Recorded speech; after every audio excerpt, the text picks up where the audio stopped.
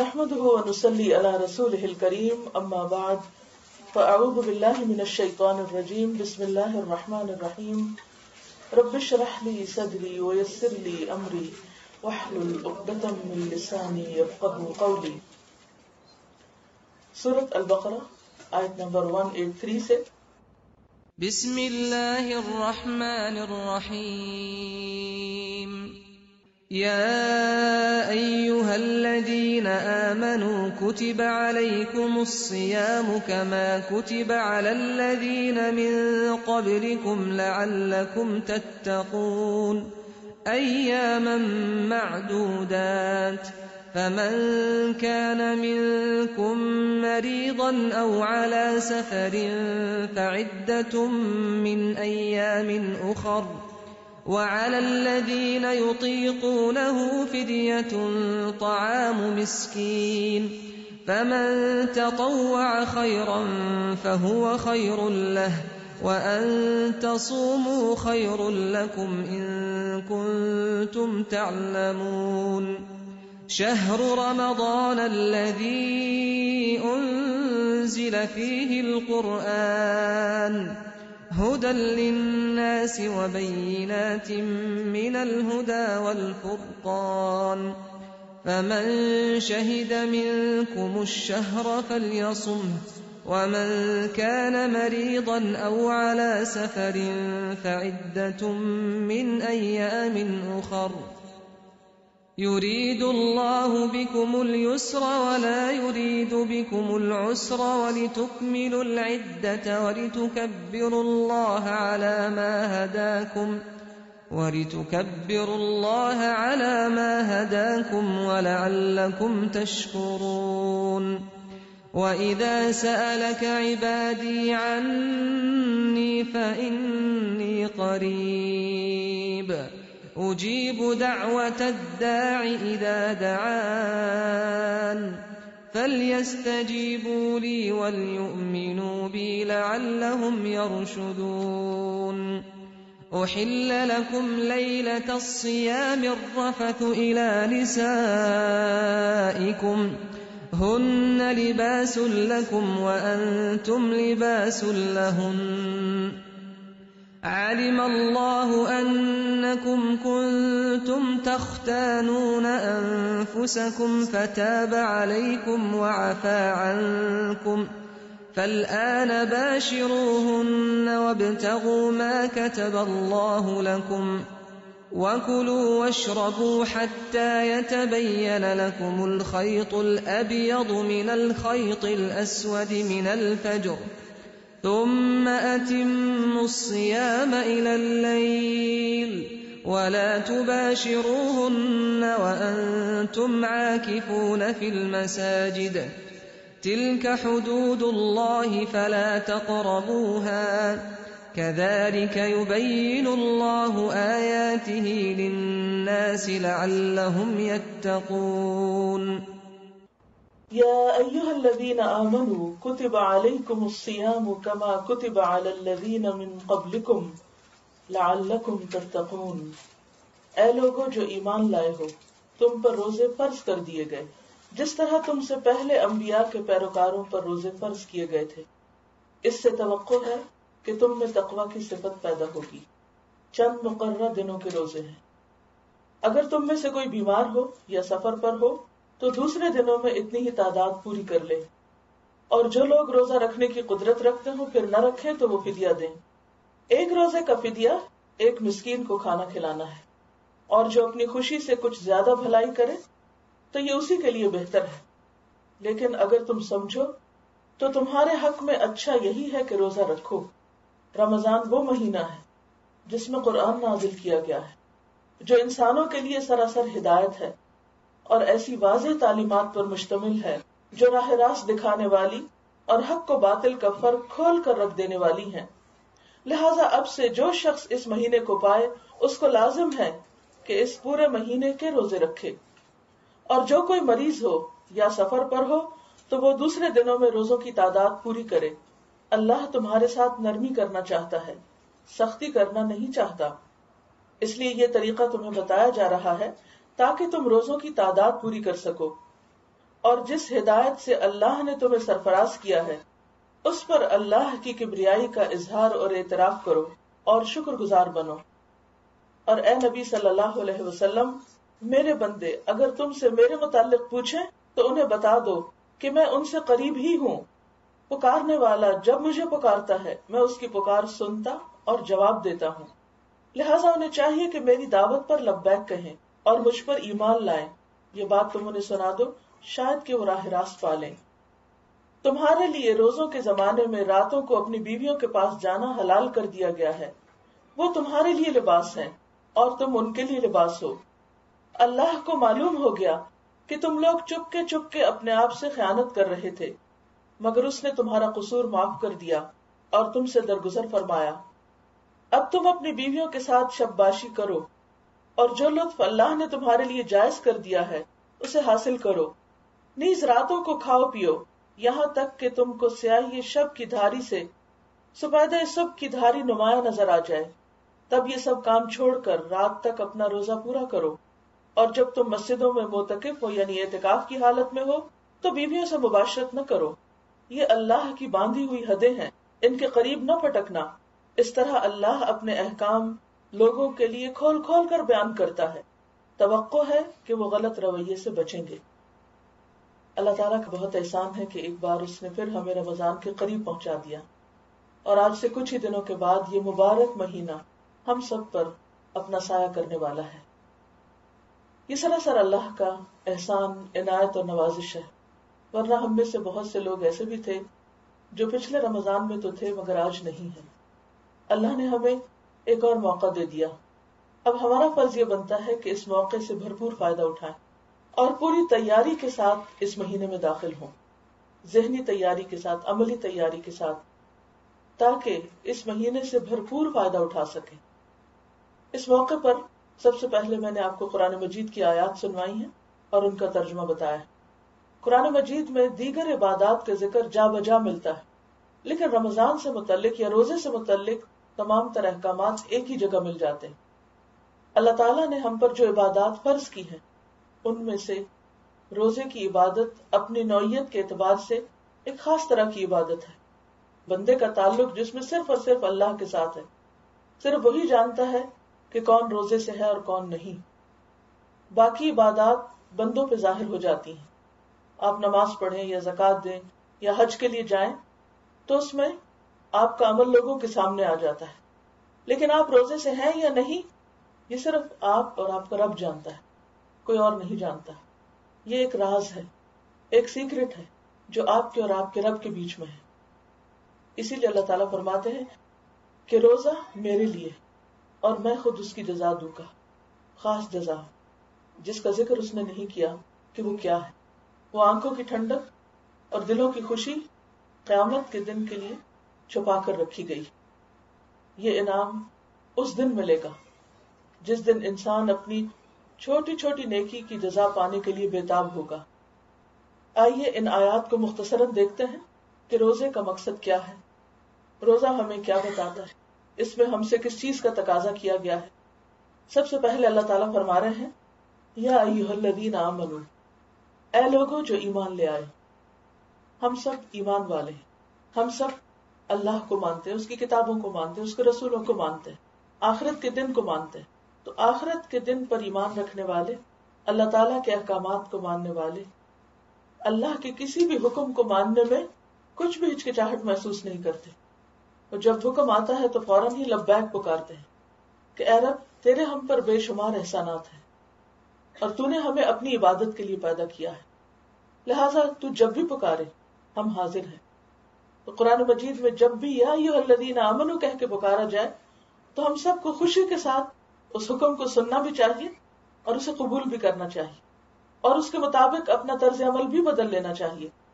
تو فرمایا یا ایھا الذین آمنوا کتب علیکم الصیام، تم پر روزے لکھ دیے گئے، فرض کر دیے گئے، یعنی ایک فرض عبادت ہے، اور یہ صرف ہم ہی پر نہیں بلکہ کما کتب علی الذین من قبلکم، ہم سے پہلے جتنی بھی امتیں گزری، جتنے بھی انسان گزرے ان سب پر بھی یہ عبادت فرض تھی۔ کیا مقصد ہے اس کے فرض کرنے کا؟ لعلکم تتقون، تاکہ تمہارے اندر تقوی پیدا ہو۔ اب دیکھیے کہ زندگی میں جتنے بھی سال ہماری عمر ہے اتنے ہی رمضان ہم پر گزرے. اگر کوئی 20 سال کا ہے تو اس نے 20 رمضان گزارے, کوئی 40 سال کا تو 40 گزار چکا ہے, کوئی 50 سال کا ہے تو 50 رمضان اس کی زندگی میں گزر چکے ہیں. تو گویا اگر 10 سال کی عمر سے بھی اس نے ہوش سنبھالا اور روزہ رکھنا شروع کیا تو 40 مرتبہ اس کو موقع دیا گیا زندگی میں کہ وہ اپنے ایمان کی تجدید کرے اور اللہ تعالیٰ کے ساتھ اپنے تعلق کو مضبوط کرے. لیکن اگر 40 سال تک رمضان آتا اور جاتا رہا اور ایمان میں اضافہ نہیں ہوا تو ہم نے اپنا نقصان کیا. اب یہ موقع جو آ رہا ہے یہ پھر ایک اور موقع ہے تجدید ایمان کا. تجدید ایمان سے مطلب کیا ہے؟ ایمان کی افزائش اور ایمان کی مضبوطی کا, اللہ کا قرب حاصل کرنے کا, تقوی کی کیفیت پانے کا. اور تقوی اس خاص کیفیت کا نام ہے, انسان کے اندر پائے جانے والے اس خاص احساس کا نام ہے کہ جس میں انسان کو ہر جگہ, ہر وقت, ہر موقع پر اٹھتے بیٹھتے سوتے جاگتے چلتے پھرتے لین دین کرتے بات کرتے بات سنتے ہر وقت اس کے دل میں اللہ کی یاد رہتی ہے, اللہ تعالیٰ کا احساس رہتا ہے. تقویٰ وہ حالت ہے جو انسان کو غفلت سے نکالتی ہے, جو بندے اور اللہ کے درمیان ایک مضبوط تعلق پیدا کرتی ہے. اور آخر ہمارا تعلق اس سے کیوں نہ ہو؟ اسی نے تو ہم کو پیدا کیا, اسی نے ہمیں سب کچھ دیا اور اسی کی طرف ہم سب کو واپس جانا ہے. اس کے بغیر تو نہ ہمارا وجود ہے اور نہ ہمارے لیے کامیابی کا کوئی راستہ. اگر ساری مخلوق بھی ہم سے راضی ہو جائے اور وہ راضی نہیں اور وہ خوش نہیں تو ہمارے پاس کچھ بھی نہیں, ہمارے ہاتھ میں کچھ بھی نہیں. ساری دنیا کی دولت ہمیں مل جائے اور اگر وہ خوش نہیں تو ہمارے پاس کچھ بھی نہیں. ہم جو چاہیں وہ اس دنیا میں اس زندگی میں ہمیں مل جائے, لیکن اگر وہ نہ ملے جس نے ہمیں پیدا کیا تو گویا ہمیں کچھ بھی نہیں ملا.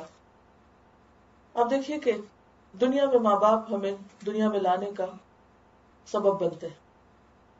کسی ایسے بچے کے دل کی حالت پوچھیے, کسی ایسے انسان کو ٹٹول کر دیکھیے جسے یہ معلوم نہ ہو کہ اس کے ماں باپ کون ہیں. وہ ساری زندگی کس چیز میں سرگرداں رہے, اس کے پاس ڈھیروں دولت ہو, اس کے ڈھیروں بچے ہوں, اس کے بہت چاہنے والے ہوں, لیکن اگر اس کو زندگی میں ایک سوال کا جواب نہیں ملا تو اس کے لیے ہر نعمت بیکار ہو جاتی ہے. اس کا یہ خلا کوئی چیز پر نہیں کر سکتی, اسے کوئی چیز خوشی نہیں دے سکتی, کیونکہ اسے نہیں معلوم کہ اسے کس نے جنم دیا, وہ کس کا بچہ ہے, کس کی اولاد ہے. اگر ایک انسان کے بارے میں, اپنے والدین کے بارے میں لا علمی کی وجہ سے کوئی شخص اتنی بڑی کمی کا شکار ہو سکتا ہے, تو ایسا شخص جس کو یہ پتا نہ ہو کہ اس کا خالق کون ہے, اس کو پیدا کرنے والا کون ہے, اسے اس دنیا میں بھیجنے والا کون ہے, اسے بنانے والا کون ہے, اور پھر اس زندگی کے بعد اس کا انجام کیا ہے, وہ کہاں جائے گا, کیا آپ سمجھتے ہیں کہ اس کی زندگی میں کوئی کمی نہ ہوگی؟ وہ سب سے بڑی کمی کا شکار ہے, اور کوئی چیز اس کمی کو پورا کر ہی نہیں سکتی جب تک کہ انسان اپنے خالق کو نہ جانے, اور صرف جاننے کی حد تک جاننا نہیں, جب تک اس کے ساتھ ایک خاص تعلق نہ ہو. اور وہ کون سا تعلق؟ محبت کا تعلق, قربت کا تعلق, کہ کوئی ہے جو ہر وقت میرے پاس ہے. آپ دیکھیں کہ ہر انسان تنہائی محسوس کرتا ہے, بہت سے لوگوں کے بیچ میں ہوتے ہوئے بھی بسا اوقات آپ اپنے آپ کو تنہا محسوس کرتے ہیں. ہر انسان چاہتا ہے کہ کوئی اس کے پاس ایسا ہو جو اس سے کبھی الگ نہ ہو, کبھی جدا نہ ہو, کبھی نہ بھولے اس کو, کبھی نہ تنہا چھوڑے اس کو, جو اس کی ہر ضرورت پوری کرے. بتائیے کہ کیا کوئی انسان ایسا ہو سکتا ہے؟ کیا انسانوں میں سے کوئی آپ کی یہ کمی پوری کر سکتا ہے؟ ہرگز نہیں کر سکتا. یہ صرف ہمارا رب ہے جس کے قریب ہونے کا, جس کے موجود ہونے کا, جس کی محبت کا احساس ہمیں خوش رکھتا ہے, ہمارے دلوں کو اطمینان اور سکون بخشتا ہے, جو ایک انہونی خوشی بخشتا ہے, وہ خوشی جو کسی اور چیز سے آپ کو نہیں مل سکتی. لیکن یہ احساس کیسے پیدا ہو؟ وہ کون سی چیز ہے جو آپ کے اندر یہ اطمینان بھر دے؟ وہ کون سی عبادت ہے؟ وہ کون سا گر ہے؟ وہ کون سا راز ہے؟ وہ راز تقویٰ ہے. یہ تقویٰ ہی وہ کیفیت ہے جو آپ کے اندر اگر آ جائے تو آپ کی تنہائی تنہائی نہیں رہتی, آپ کے اندر خلا خلا نہیں رہتا, آپ کے اندر ہر وقت ایک خوشی کا احساس رہتا ہے, ایک اطمینان کا احساس ہوتا ہے. کوئی ہے جو آپ کی سنتا ہے, کوئی ہے جو آپ کو دیکھتا ہے، کوئی ہے جو آپ کے غموں سے واقف ہے، کوئی ہے جو آپ کی ضروریات کو جانتا ہے، کوئی ہے جو آپ کو مشکلات سے نجات دے سکتا ہے. اور یہ سب احساس انسان کو تقویٰ سے ملتا ہے. اور اگرچہ ہر عبادت انسان کے اندر تقویٰ کی کیفیت کو اسٹرانگ کرتی ہے، کیونکہ اللہ سبحانہ وتعالیٰ نے فرمایا یا ایھا الناس اعبدوا ربکم الذی خلقکم والذین من قبلکم لعلکم تتقون. اے لوگوں اپنے رب کی عبادت کرو جس نے تمہیں پیدا کیا، تم سے پہلے لوگوں کو پیدا کیا، تاکہ تم متقی بن جاؤ، تاکہ تمہارے اندر تقویٰ پیدا ہو. اللہ کو تمہاری عبادت کی ضرورت نہیں، اللہ کو نہ ہماری نماز کی ضرورت ہے، نہ ہمارے روزے کی ضرورت ہے، نہ ہمارے صدقے کی ضرورت ہے، نہ ہمارے حج اور عمرے کی ضرورت ہے. اسے کسی چیز کی ضرورت نہیں، وہ ہم سب کی عبادت سے بے نیاز ہے. ہاں ہمارا فرض یہ بنتا ہے کہ جو ہماری محبتوں کو ڈیزرو کرتا ہے، جو ہماری عقیدت اور قربت کو ڈیزرو کرتا ہے، ہم اس کے بن جائیں، ہم اس کی طرف بڑھیں. ہم اس کی ضرورت نہیں، وہ ہماری ضرورت ہے. اور جتنی بھی عبادات ہیں، جو بھی اللہ تعالیٰ نے ہم پر فرائض عائد کیے ہیں، وہ سب کے سب دراصل ہمارے ہی فائدے کے لیے. اور ان میں سے خاص طور پر روزے کی عبادت کا جو مقصد بتایا گیا وہ کیا ہے کہ تمہارے اندر تقویٰ پیدا ہو. دوسرے لفظوں میں تمہارے اندر اللہ کی قربت کا احساس پیدا ہو، تمہارے دل کی غفلت دور ہو، تمہارے دل کا میل دور ہو، تمہارے دل میں روشنی آ جائے، تمہارے دل میں خوشی آ جائے، سکون آ جائے، قرار آ جائے. تو گویا آنے والا رمضان، اس کا مقصد کیا ہے، اس کا ہدف کیا ہے، ٹارگٹ کیا ہے کہ وہ جو ہم زندگی کے پچھلے رمضانوں میں حاصل نہیں کر سکے وہ اس رمضان میں حاصل کریں. اور یہ رمضان ہماری زندگی میں واقعی ایک تبدیلی کا ذریعہ ہو، حقیقی تبدیلی کا. اپنے آپ کو آپ ایمان کی کس کیفیت پر پاتے ہیں، رمضان سے پہلے اس کا ایک ٹیسٹ کر لیجئے کہ کہاں کھڑے ہیں آپ. اور پھر رمضان کے آخر میں دوبارہ اپنا ٹیسٹ کیجئے کہ کیا آپ کے ایمان میں اضافہ ہوا، کیا آپ کی نمازیں بہتر ہوئیں، کیا آپ کے دل میں اطمینان کی کیفیت بڑھی، کیا آپ کے دل میں انسانوں کی ہمدردی میں اضافہ ہوا، کیا آپ کو اللہ کے ذکر سے محبت ہوئی، کیا تنہائی میں اللہ کی یاد اچھی لگتی ہے، آپ کے دل کی کیفیت کیا ہے. تو گویا رمضان دلوں کو زندہ کرنے کا پروگرام ہے، دلوں کے اطمینان کا پروگرام ہے. اسی لیے ایک موقع پر جبریل علیہ السلام نبی صلی اللہ علیہ وسلم کے پاس حاضر ہوئے جب آپ ممبر کی سیڑھیوں پر قدم رکھ رہے تھے. آپ نے ممبر کی ایک سیڑھی پر قدم رکھا اور آپ نے فرمایا آمین، دوسری پہ رکھا اور تیسری پہ رکھا، 3 دفعہ آپ نے آمین فرمایا ہر سیڑھی پہ قدم رکھتے ہوئے. تو صحابہ کرام نے آپ سے پوچھا کہ آپ نے کس بات پر آمین کہی؟ تو آپ نے فرمایا جبریل میرے پاس آئے تھے اور انہوں نے کہا کہ اے محمد صلی اللہ علیہ وسلم، جو شخص رمضان کے روزے پائے اور پھر اپنی بخشش نہ کروا سکے تو اس پر اللہ کی لعنت، وہ اللہ کی رحمت سے دور ہوا، گویا اس نے نقصان اٹھایا، وہ ناکام ہو گیا. تو اگر یہ رمضان ہماری زندگی میں کوئی تبدیلی نہیں لاتا اور ہمیں پہلے سے بہتر انسان نہیں بناتا، ہمارے ایمان میں اضافہ نہیں ہوتا، ہمارے خدا خوفی میں اضافہ نہیں ہوتا، خدا کی محبت میں اگر اضافہ نہیں ہوتا، تو گویا ہم نے پھر صرف گنتی کے دن پورے کر دیے، بھوکے پیاسے رہ کر، اور حاصل کچھ بھی نہ کیا. رمضان کا مقصد، روزے کا مقصد آپ کو بھوکا پیاسا رکھنا نہیں ہے، آپ کو راتوں کو جگانا نہیں ہے، آپ پر صرف خواہشات کے دروازے بند کرنا مقصود نہیں ہے. یہ تو کسی خاص مقصد کے لیے آ رہا ہے، اور وہ کیا ہے؟ لعلکم تتقون، تاکہ تم میں تقویٰ آ جائے، تم میں اللہ کا ڈر آ جائے، تم میں اللہ کی محبت آ جائے، تم میں اللہ کی یاد سب سے زیادہ آ جائے، تم میں اللہ کی محبت ہر چیز سے بڑھ جائے. اور تقویٰ جب انسان کے اندر آتا ہے تو نہ صرف یہ کہ انسان کی یہ زندگی بہتر ہوتی، اس دنیا میں اللہ کی مدد اور تائید حاصل ہوتی، اطمینان اور سکون حاصل ہوتا ہے، بلکہ تقویٰ ہی پر آخرت کی کامیابی کا بھی دار و مدار ہے.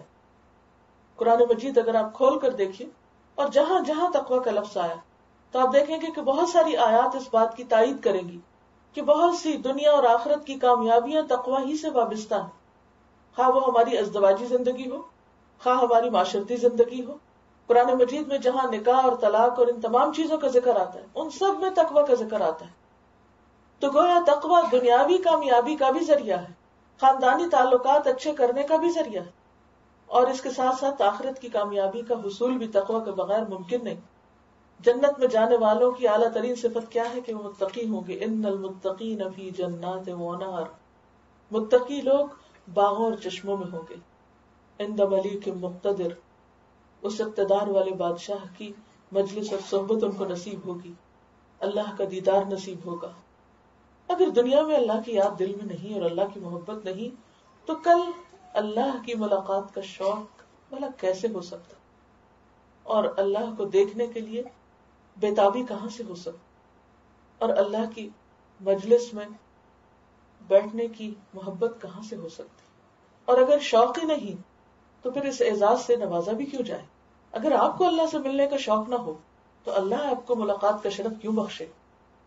لہٰذا بے حد ضروری ہے کہ اس رمضان کے ذریعے ہم تقوی حاصل کریں اور تقوی کے ذریعے ہم کامیابی حاصل کریں۔ تو گویا رمضان کا مہینہ کامیابی کا مہینہ ہے، جہاں یہ برکتوں کا مہینہ ہے، رحمتوں کا مہینہ ہے، کچھ حاصل کرنے کا مہینہ ہے، اپنے اخلاق سنوارنے کا مہینہ ہے، اور آخرت کی آگ سے نجات کا مہینہ ہے۔ وہاں دنیا میں بھی کبیرہ گناہوں سے بچنے اور اپنی غلط عادتوں کو توڑنے کا مہینہ ہے، اور اس کے ساتھ ساتھ بے شمار اور فائدے بھی، مثلا جسمانی صحت کے حصول کا مہینہ بھی، روحانی صحت کا حصول بھی ہے۔ انسان ذہنی اور جذباتی طور پر بھی بہتر انسان محسوس کرتا ہے اگر وہ شعور کے ساتھ روزے رکھے، کیونکہ تقوی شعور کی کیفیت کا نام ہے، بے شعوری سے نکل کر شعور کی حالت میں آنے کا نام ہے۔ پھر فرمایا ایام معدودات، ڈے 1 پر ہی کاؤنٹ ڈاؤن شروع ہو جاتا، چند دنوں کے روزے، صرف چند دن۔ اب دیکھیں کوئی مہینہ آپ اتنا گنتے، معدود کا لفظی معنی ہوتا ہے گنے ہوئے، یعنی یہ دن گنے جاتے ہیں، ہر روز گنتے ہیں، ہر روز روزہ رکھ کے ایک دن پوچھتے اچھا آج کون سا روزہ ہے اور کتنے باقی رہ گئے۔ کچھ لوگ تو گزرتے دنوں پہ خوش ہوتے ہیں کہ تھوڑے باقی رہ گئے، اور کچھ لوگ ہر گزرنے والے دن پر اداس ہوتے ہیں، اور وہ آہوں، آنسوں اور سسکیوں میں رمضان کو الوداع کہتے ہیں کہ ایک بہترین اور معزز ترین اور محبوب ترین دوست ان سے جدا ہو رہا ہو جیسے۔ وہ خوشی سے اس کی آمد کا انتظار کرتے ہیں کہ کب آئے گا رمضان۔ سلف صالح رمضان کی آمد کی دعائیں کیا کرتے تھے کہ یا رب تو ہمیں رمضان تک پہنچا، اور ایک ایک دن اور دن کے ایک ایک گھنٹے اور ایک ایک منٹ کو قیمتی جان کر اسے بہترین سے بہترین طریقے پر استعمال کرتے تھے، اور زیادہ سے زیادہ اس میں اللہ کے قرب کو پانے کے تمام کام کیا کرتے تھے۔ ہم شاید بہت ہی مصروف لوگ ہیں، اس لیے اپنے آپ کو جھنجھوڑ کے یاد دلانا پڑتا ہے کہ رمضان آ رہا ہے، تیاری کر لو۔ اور جب تیاری کی بات بھی ہوتی ہے تو کون سی تیاری ہمارے ذہن میں ہوتی ہے؟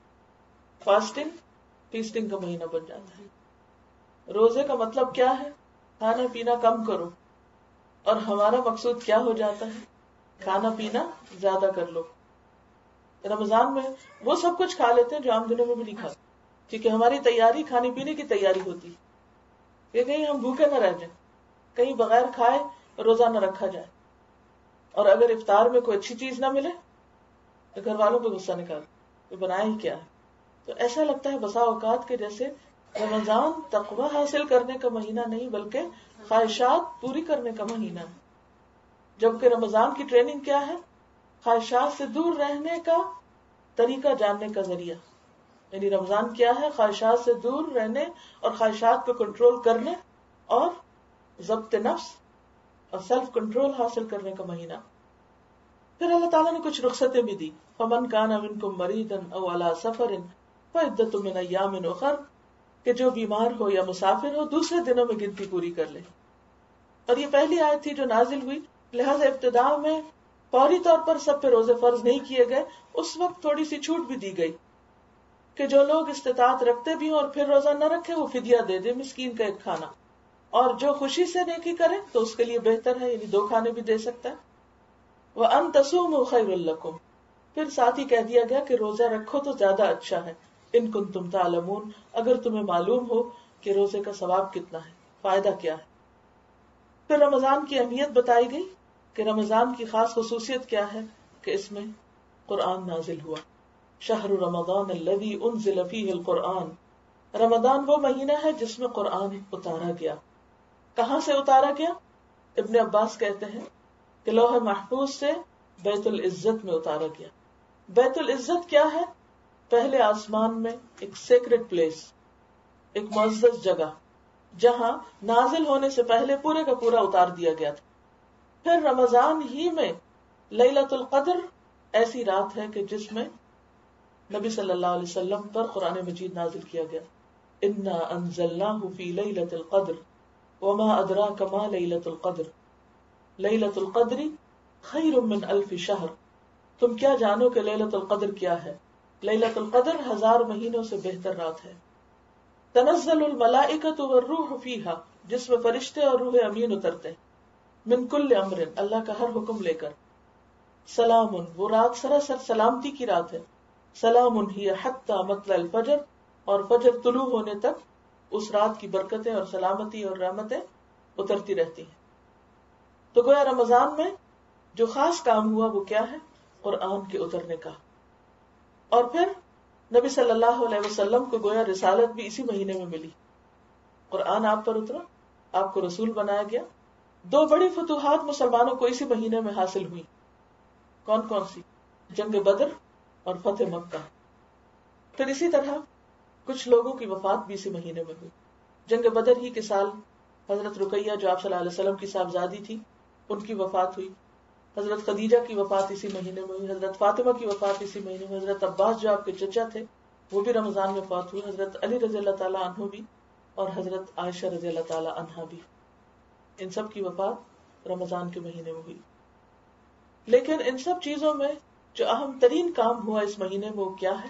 کہ اس میں قرآن نازل کیا گیا. قرآن کیا ہے؟ ہدی للناس، لوگوں کے لیے ہدایت کا ذریعہ.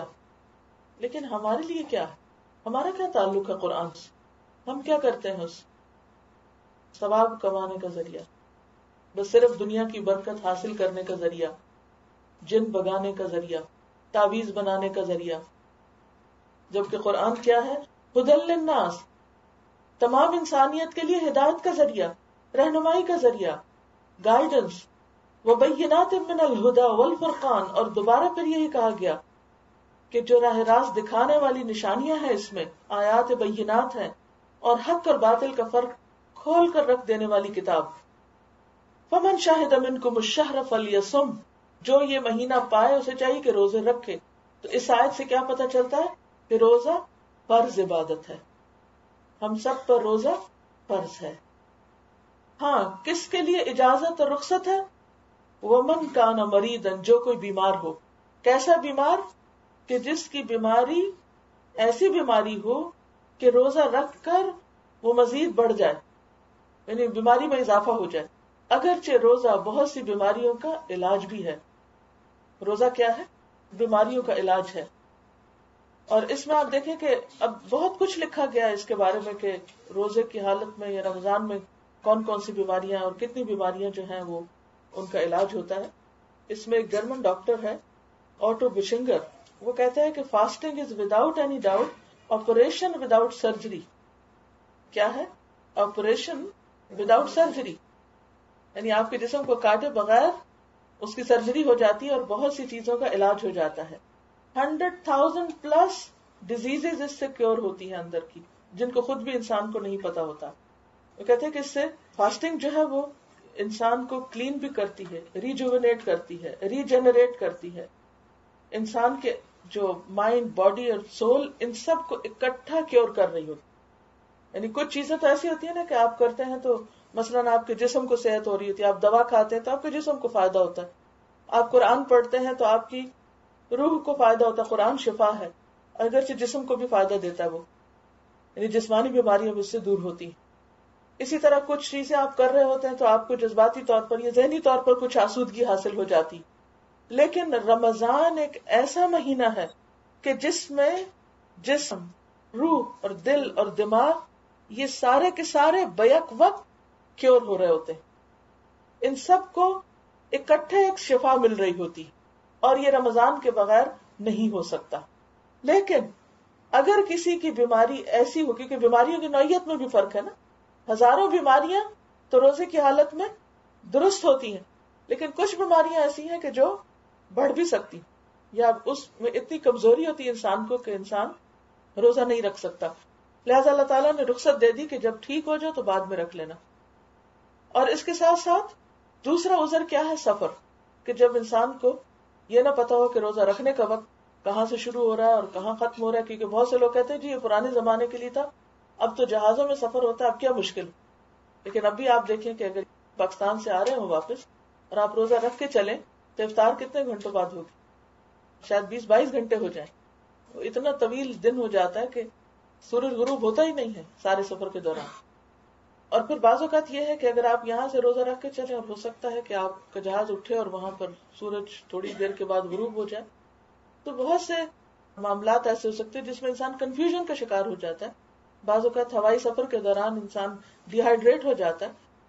تو ان تمام چیزوں کو مد نظر رکھتے ہوئے اسلام کا جو پیغام ہے یہ عالمی ہے اور ہر دور کے لیے ہے. آج بھی مسافروں کے لیے سہولت رکھی گئی، اور اس دور میں جبکہ سفر بہت ہی مشکل تھا تب بھی سہولت رکھی گئی. لیکن جو شخص بیمار ہو یا مسافر ہو اس کے لیے روزے کی چھوٹ مکمل طور پر نہیں. اسے کیا کرنا ہوگا؟ فَعِدَّةٌ مِّنْ أَيَّامٍ أُخَرَ، قرآن کا واضح حکم ہے. اور اسی میں وہ خواتین بھی آ جاتی ہیں کہ جنہیں رمضان کے دنوں میں روزے نہیں رکھنے اپنے خاص حالت کی وجہ سے یا بچے کی پیدائش کے بعد، تو ان کو بھی جب وہ اس حالت سے نکل آئے اور رمضان کے بعد موقع جب بھی پائے اپنے روزوں کو قضا کر لیں.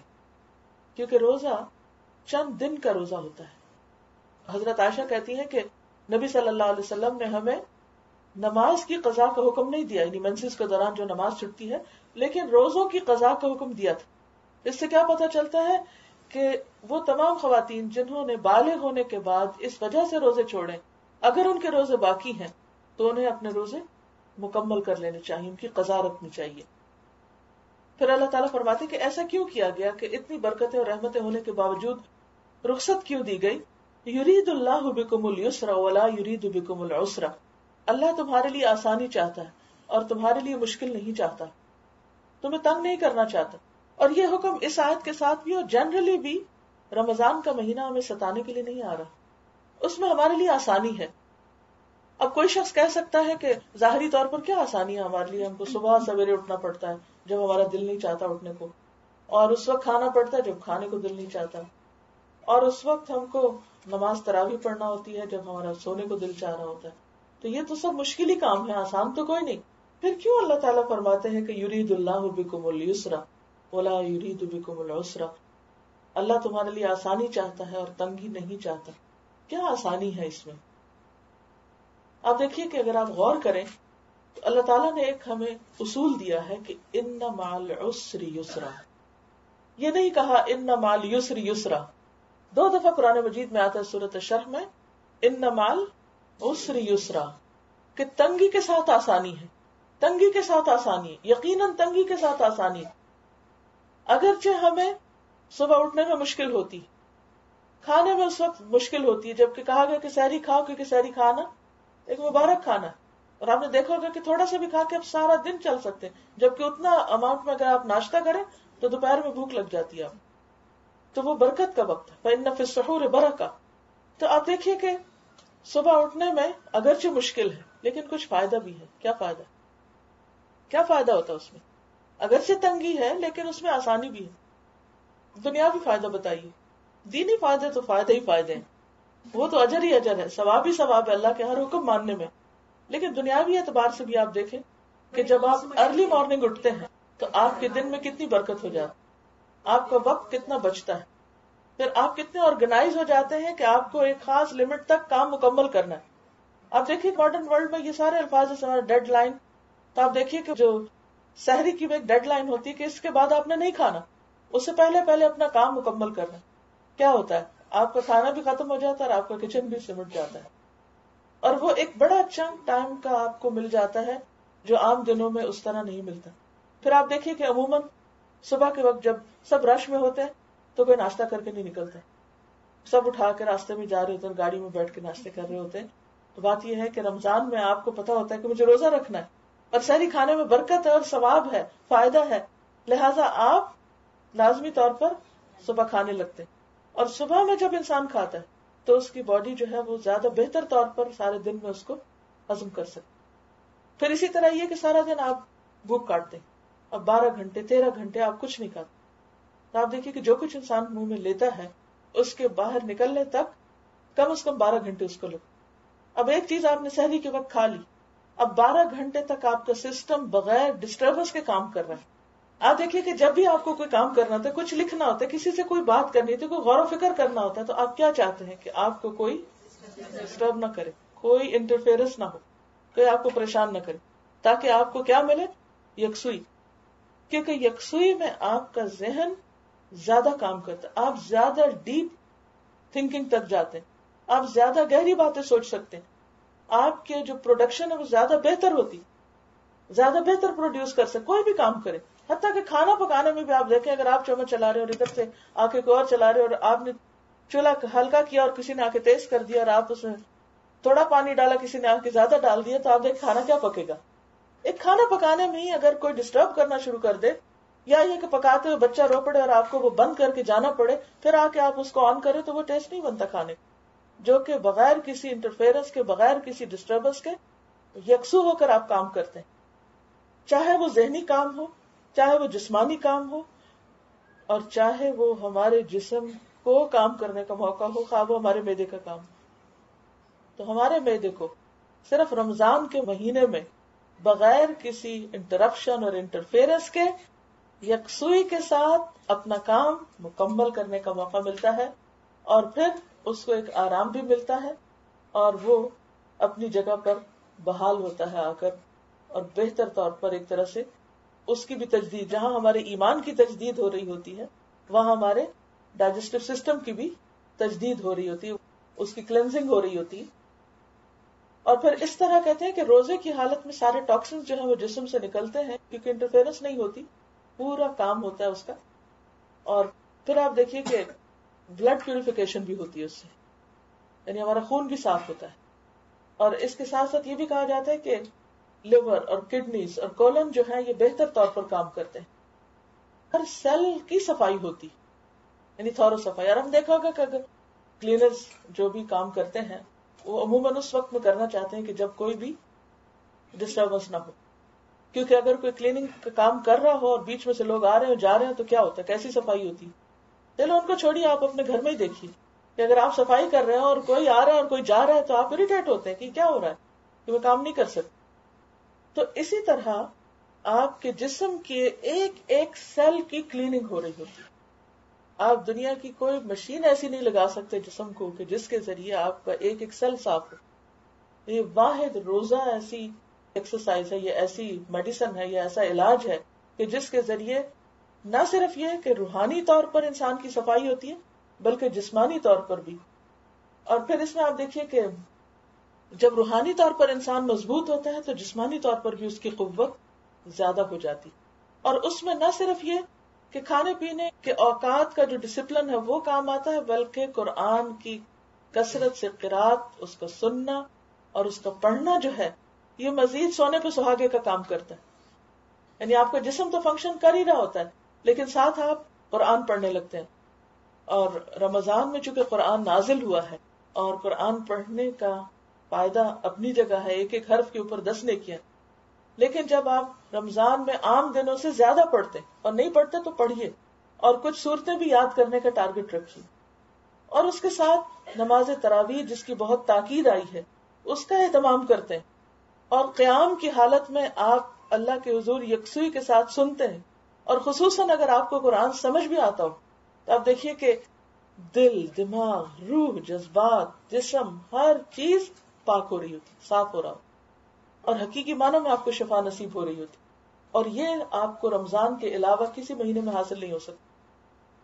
اس کی ایک وجہ یہ بھی ہے کہ صرف آپ اکیلے یہ کام نہیں کر رہے ہوتے, آپ کو ایک ماحول ملتا ہے اور بہت سے لوگ آپ کا ساتھ دیتے ہیں, آپ کے ساتھ شریک ہوتے ہیں, کیونکہ یہ ایک تکلیف دہ عمل ہے. لیکن تکلیف میں ہی آسانی, ان مع العسر یسرا, یعنی یہ سب کچھ کرنا آسان نہیں ہے, محنت کا کام ہے, بھاری کام ہے. لیکن جب آپ سب کے ساتھ شریک ہو کے کرتے ہیں تو وہ کام آسان ہو جاتا ہے. اور اس میں ایک خاص ماحول جب بنتا ہے تو انسان کے ماحول میں، ایئر میں روحانیت ہوتی ہے. رمضان کی ایئر میں اللہ کی محبت محسوس ہو رہی ہوتی. تو یہ موقع رمضان کے علاوہ نہیں ملتا، لہٰذا بہت ضروری ہے کہ پوری پلاننگ کے ساتھ انسان رمضان میں داخل ہو تاکہ بھرپور فائدہ اٹھا سکے. تو اللہ تعالیٰ نے کیا فرمایا کہ اللہ تمہارے لیے آسانی چاہتا ہے، مشکل نہیں چاہتا. تو ڈسپلن میں آسانی ہے، آرگنائز ہونے میں آسانی، کم کھانے میں آسانی، مقرر اوقات پہ کھانے میں آسانی، مقرر اوقات پہ سونے میں آسانی. اگرچہ ہمیں رمضان میں عام دنوں سے کم نیند ملتی، لیکن آپ نے دیکھا ہوگا کہ وہ کم نیند بھی برکت والی ہوتی، کیونکہ برکت کا مہینہ بھی ہے. لیکن اس میں ایک خصوصی وجہ یہ بھی ہے کہ انسان کے اندر، یعنی کہ روزے کی حالت میں انسان کے جسم میں ایسے مادے پیدا ہوتے ہیں کہ جن کی وجہ سے انسان کی نیند جو ہے امپروو ہوتی. اور تھوڑا سونا بھی ڈیپ سونا ہوتا ہے، اور جب وہ ڈیپ سلیپ ہوتی ہے پوری باڈی مکمل طور پہ ریسٹ کرتی. آپ نے دیکھا ہوگا کہ بوڑھے لوگوں کو یہ عمر جب زیادہ ہوتی جاتی ہے تو انسان کی نیند کم ہوتی جاتی ہے، یا اگر سوتے بھی ہیں تو پوری طرح ڈیپ سلیپ میں نہیں جاتے. لیکن روزے کی حالت میں انسان کی باڈی جس طریقے پر کام کرتی ہے تو اس میں جو نیند ہے وہ بہت امپروو ہوتی، اور اس امپروومنٹ کی وجہ سے انسان جسمانی طور پر کم سو کر بھی زیادہ فریش محسوس کرتا ہے اور اس کو تھکاوٹ نہیں ہوتی.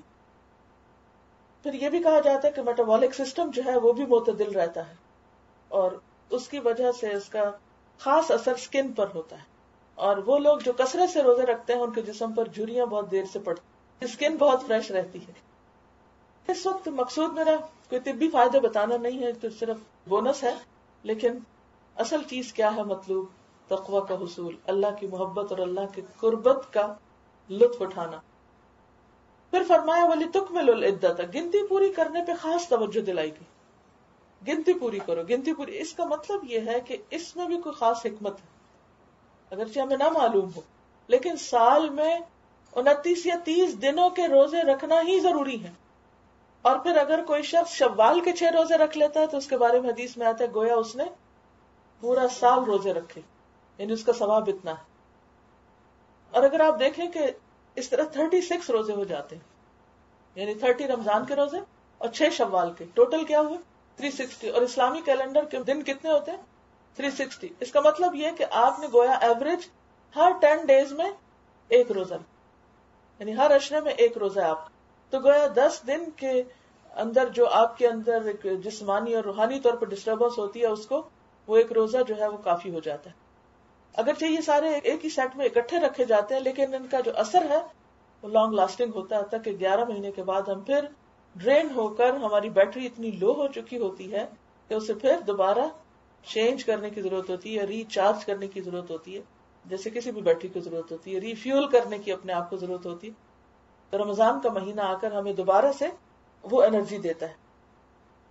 پھر فرمایا وَلِتُكَبِّرُ اللَّهَ عَلَى مَا هَدَاكُمْ، اور تاکہ تم اللہ کی بڑائی بیان کرو اس پر جو اس نے تم کو ہدایت دی. کس چیز کی ہدایت؟ کہ یہ روزے رکھنے کا طریقہ اور سلیقہ سکھایا اور اس کا سارا ڈسپلن بتا دیا کہ جب رمضان ختم ہوتا ہے تو کیا ہوتا ہے. اس دن رمضان کے اختتام پر انعام ملتا ہے، عید آتی، اور عید کی خاص عبادت یا ذکر کیا ہے؟ تکبیرات پڑھنا. اچھا وہ بھی ایک ریچول نہیں ہے؟ جب ہم صبح ہی سویرے پڑھنا شروع کر دیتے ہیں اللہ اکبر لا الہ الا اللہ واللہ اکبر، یعنی رمضان ختم ہوا اور ہم نے خوب اللہ کی بڑائی بیان کرنی شروع کر دی. اگر انسان اس کو بھی شعوری طور پر ادا کرے کہ رمضان میں اس نے جو جو جسمانی اور روحانی فائدے حاصل کیے ان کو ذہن میں رکھ کر اور اللہ کی قربت پا کر اور اس کا لطف اٹھا کر جب وہ اللہ کو بڑا بتاتا ہے کہ اللہ تو ہی سب سے بڑا ہے، کیونکہ تیرے سوا اور کون ہو سکتا ہے کہ جو ہم پر اتنا احسان کرے اور ہمیں یہ ہدایت دے. کیونکہ صرف تکبیر پڑھنے کا ہی حکم نہیں، وَلِتُكَبِّرُ اللَّهَ عَلَى مَا هَدَاكُمْ، تکبیر اس بات پر، بڑائی اس بات پر کہ اللہ نے تمہیں یہ راستہ دکھایا، یہ طریقہ سکھایا ہے. وَلَعَلَّكُمْ تَشْكُرُونَ، اور یہ رمضان اور کس لیے؟ شکر کی ادائیگی کے لیے، تاکہ تم شکر ادا کرو. کس بات پر شکر؟ کس چیز کا شکر؟ ایک تو ہدایت پر شکر، اور یہ موقع ملنے پر شکر، رمضان کے مل جانے پر شکر کہ اللہ شکر کہ تو نے اس دن تک پہنچا دیا. اور اس کے علاوہ اب دیکھیے کہ عام طور پر جب ہمیں بہت سی نعمتیں ملی ہوتی ہیں نا تو ہم پھر بھی روتے رہتے ہیں، ہم شکوہ ہی کرتے رہتے ہیں، ہمیں شکر نہیں آتا. اگر ایک دن میں جو کچھ ہم کھاتے ہیں وہ سارے کی لسٹ تو کبھی بنائیں کہ کتنا کچھ کھا لیتے. صرف ایک لقمہ جو لیتے ہیں اس کے اندر کتنے انگریڈینٹس ہوتے ہیں، کیا کچھ ملغوبہ بنایا ہوا ہوتا ہے جو بھی ہم کھا رہے ہوتے ہیں. اب دیکھیے کہ اتنا کچھ کھانے کے باوجود بھی دل سے شکر ادا نہیں ہوتا، اور نہ ہی کچھ کھا کے خوشی ہوتی. بس کھا لیتے ہیں، ٹھیک ہے بھوک لگی تھی کھا لیا، کسی نے یاد رہا تو الحمدللہ کہہ دیا، نہیں تو نہ سے کیا ہوا، کھاتے ہیں نا، سبھی کھاتے ہیں. لیکن اگر آپ غور کریں تو آپ دیکھیں گے کہ جب انسان سارا دن بھوک کاٹنے کے بعد افطار کرتا ہے، پانی کا گھونٹ پیتا ہے یا کھجور کھاتا ہے، تو اس وقت الحمدللہ ادا ہوتا ہے. کیسا ہوتا ہے؟ شدید پیاس کے بعد جب پانی ملتا ہے تو واقعی خوشی ہوتی. نبی صلی اللہ علیہ وسلم نے فرمایا للصائم فرحتان، روزہ دار کے لیے دو خوشیاں. ایک خوشی تو اس کو افطار کے وقت ہوتی کہ جب انسان کچھ کھاتا ہے تو پھر کہتا ہے اللہ تیرا شکر ہے کہ تو نے یہ پانی بنایا، تو نے یہ کھجور پیدا کی، تو نے یہ کھانا دیا ہم کو. تو وہ ایک خوشی کی اور شکر کی کیفیت روز 30 دن تک ہم شکر ادا کرتے ہیں. اور خصوصاً وہ لوگ جن کو روزہ بہت لگتا ہے، سمجھ آ جاتی ہے کہ بھوک کیا چیز. عام دنوں میں تو ہم بھوکے رہتے نہیں، ہر وقت اتنا کچھ اویلیبل ہے، گھروں میں بھی فریج بھرے ہوئے ہیں، بیگ بھرے ہوئے ہیں، ہر جگہ کچھ نہ کچھ کھانے کو مل جاتا ہے، تو وہ کیفیت نہیں آتی. لیکن رمضان میں انسان بھوک سے گزر کر جب کچھ کھاتا ہے تو کسی نہ کسی درجے پر شکر کی کیفیت ضرور آتی ہے، اور پھر یہ ساری زندگی کا ایک حصہ بن جاتا ہے. تو گویا روزہ انسان میں صرف تقوی ہی نہیں، صرف اللہ کی بڑائی کا احساس ہی نہیں، شکر کی کیفیت بھی پیدا کرتا ہے. اور آپ دیکھیے کہ شکر آغاز کہاں سے ہوتا ہے قرآن مجید کا؟ الحمدللہ رب العالمین. یہ تو پہلا سبق ہے جو ہم کو سکھایا گیا کہ ہمیں شکر گزار ہونا ہے. تو گویا ہمارے جو ٹارگٹس ہیں رمضان کے، ان میں سے ایک ٹارگٹ کیا ہے؟ شکر گزار بننا. اور پھر روزہ جب افطار کرتے ہیں تو اس وقت خصوصی طور پر دعائیں قبول ہوتی. تو ساتھ ہی فرمایا وَإِذَا سَأَلَكَ عِبَادِي عَنِّي فَإِنِّي قَرِيبٌ، کہ جب میرے بندے آپ سے میرے بارے میں پوچھیں تو بتا دیجئے کہ میں قریب ہوں. قریب ہوں. روزے کا مقصد کیا ہے؟ اللہ کے قریب ہونا. اللہ تو بندے کے قریب ہے ہی، بندہ بھی تو اللہ کو قریب محسوس کرے نا. تو خصوصی طور پر یعنی سارا دن جب آپ روزے سے ہوتے نا تو آپ کو ایک احساس رہتا ہے کہ اللہ دیکھ رہا ہے، اللہ دیکھ رہا ہے، اللہ ہے کہیں پاس، اللہ ہے کہیں پاس. آپ کچھ کھاتے نہیں، آپ کوئی ایسا کام نہیں کرتے جس سے روزہ ٹوٹے. آپ کلی بھی کرتے ہیں وضو کرنے کے لیے تو کتنے کانشیس ہوتے ہیں. عام دنوں میں کلی کرتے ہیں، یاد ہی نہیں ہوتا کلی کر رہے ہیں، اپنے خیالوں میں کھوئے تو کلی بھی کر لی، وضو بھی کر لیا، بات ختم. لیکن رمضان میں کلی کرتے ہوئے بھی، ناک میں پانی ڈالتے ہوئے بھی ہم کو اللہ یاد رہتا ہے، ذرا بھی کیئرلیس نہیں ہوتے. تو یہ سب کچھ کیا احساس دلاتا ہے ہم کو ہر وقت اللہ کے قریب ہونے کا. تو اللہ تعالیٰ فرماتے ہیں ہاں میں قریب ہوں. خصوصی طور پر کن بندوں کے قریب؟ جو اللہ کی اطاعت میں وقت گزارتے. آپ دیکھیے کہ مثلا نماز میں اللہ کی عبادت آپ کرتے ہیں نا تو چند منٹ کے لیے کرتے ہیں، پھر آپ نماز سے باہر آ جاتے ہیں. قرآن پڑھتے ہیں چند منٹ کے لیے یا گھنٹے کے لیے، پھر اس کے بعد آپ کوئٹ کر دیتے ہیں. لیکن روزہ کانسٹنٹلی 12-13 گھنٹے مسلسل عبادت عبادت عبادت عبادت. آپ کئی گھنٹے تک عبادت ہی کی کیفیت میں رہتے ہیں، اور یہ آپ کو روزے میں ہی نصیب ہوتا ہے. صدقہ خیرات کرتے ہیں تو 1 سیکنڈ لگتا ہے کچھ نکال کے کسی کو دینے میں، بات ختم. یہ ایک طویل ترین عبادت کی کیفیت ہوتی جس میں سب سے زیادہ انسان کو اللہ کا قرب نصیب ہوتا ہے. تو پھر جب انسان اللہ کو قریب پاتا ہے تو مایوس نہیں ہوتا، زندگی سے مایوسی نکل جاتی ہے، زندگی کی مشکلات آسان ہونے لگتی، غم دور ہونے لگتے، کیونکہ آپ کو پتا ہے کہ کوئی ہے جو آپ کی ٹیک کیئر کر سکتا ہے. یہ انسان ہے جو دھوکہ دے جاتے ہیں، جو بے وفائی کرتے ہیں، جو ساتھ چھوڑ جاتے ہیں، لیکن اللہ ہر وقت آپ کے ساتھ ہے. اور وہ خود آپ کو بتا رہا ہے وَإِذَا سَأَلَكَ عِبَادِي عَنِّي فَإِنِّي قَرِيبٌ. اور اے نبی صلی اللہ علیہ وسلم، میرے بندے اگر تم سے میرے متعلق پوچھیں کہ ہمارا رب کہاں ہے، کیسے پکارے اس کو، زور سے پکارے، آہستہ پکارے، کہاں پکارے، تو انہیں بتا دو کہ میں ان سے قریب ہی ہوں. کسی بھی وقت پکار سکتے ہیں، کسی اپوائنٹمنٹ کی ضرورت نہیں، کسی اجازت کی ضرورت نہیں کہ کال کریں یا نہ کریں، کوئی نمبر نہیں چاہیے، نمبر بھولے گا بھی نہیں، کھوئے گا بھی نہیں. کچھ دیر نہیں لگتی، قریب، چپ کے پکارو، دل ہی دل میں پکارو، بول کے پکارو، بلند آواز سے پکارو، رو کے پکارو، ہنس کے پکارو، جیسے چاہو پکارو، پکار کے تو دیکھو۔ اجیب دعوت الداعی اذا دعانی، میں جواب دیتا ہوں جب میرا بندہ پکارتا ہے تو میں اس کی پکار صرف سن کے چپ نہیں رہا۔ آپ دیکھیں بندوں کے بعض اوقات آپ پکارتے ہیں وہ جواب ہی نہیں دیتے، آپ ان سے کچھ پوچھتے ہیں تو وہ آپ کو جواب نہیں دیتے، لیکن اللہ تعالیٰ ایسے نہیں کرتے۔ اجیب دعوت الداعی اذا دعانی، میں جواب دیتا ہوں پکارنے والے کی پکار کا جب بھی مجھے پکارتا ہے، چاہے وہ آدھی رات کو پکارے، اس وقت تو زیادہ سنتا ہوں، بلکہ جب سارے لوگ سو رہے ہوتے ہیں انسان کچھ نہیں سنتے۔ بعض اوقات ایسا ہوتا ہے نا کہ بیماری کی وجہ سے آپ کی طبیعت خراب ہوتی، آہیں بھر رہے ہوتے ہیں، کرا رہے ہوتے ہیں، ساتھ سوئے ہوئے کو پتہ نہیں ہوتا آپ پہ کیا گزر، آپ کو اس کو جگانا، اٹھانا، ہلانا پڑتا ہے کہ دیکھو میرے پہ کیا گزر رہی۔ اللہ تعالیٰ کے لیے ایسی کوئی مشکل نہیں، نہ اس کو جگانا پڑتا ہے، لا تأخذہ سنۃ ولا نوم، نہ اسے نیند آتی نہ اسے اونگ آتی ہے۔ انسانوں کو پکارنے کے لیے آپ کو بولنا پڑتا ہے، منہ سے الفاظ اونچے بولنے پڑتے ہیں یا پھر لکھنا پڑتا ہے، لیکن اللہ کو پکارنے کے لیے تو لب بھی نہ ہلائیں، دل ہی دل میں اللہ سے بات کریں تب بھی وہ سن لیتا ہے۔